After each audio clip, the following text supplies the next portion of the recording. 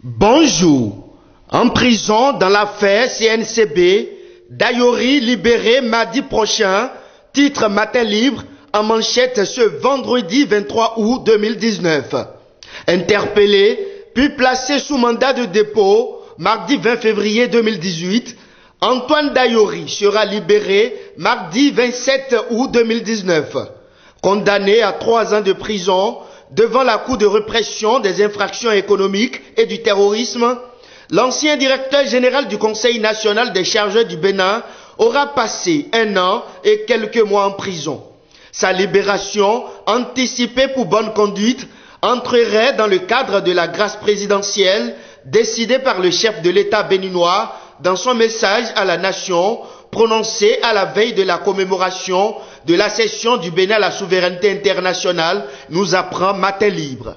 Difficile de s'acheter de l'essence de la contrebande ce jeudi 22 août 2019 à Cotonou et environ. En tout cas, pas comme auparavant. Et pour cause, non seulement des vendeurs n'en disposent pas, mais il y a une flambée de prix de l'essence au niveau des quelques vendeurs qui en disposent. De 325 francs CFA, en début de semaine, l'essence Paillot est passée à 600 francs CFA. Du coup, les frais de transport ont augmenté également, notamment avec les conducteurs de taxi-moto, communément appelés Zémidians.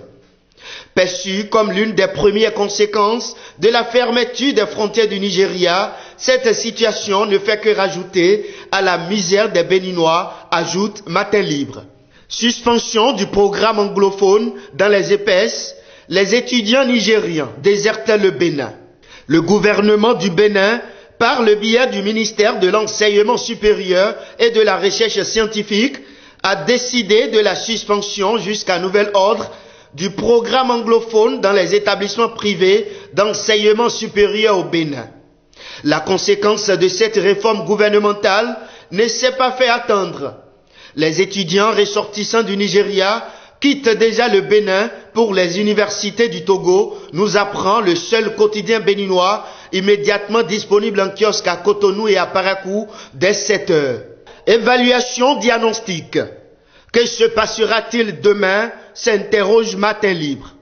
Un test grandeur nature pour les centrales syndicales. L'évaluation diagnostique des enseignants aura bel et bien lieu ce samedi 24 août 2019. Et à quelques heures du démarrage des compositions, difficile de dire avec exactitude ce qui se passera dans les 23 centres retenus pour accueillir les 12 045 enseignants concernés. Le gouvernement sera-t-il face à un nouveau camouflet avec les appels au boycott général, s'interroge Matin Libre.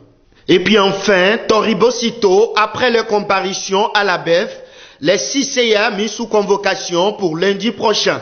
L'information est à retrouver à la page 4 du quotidien Matin Libre de ce vendredi. Merci à vous et excellent week-end à toutes et à tous.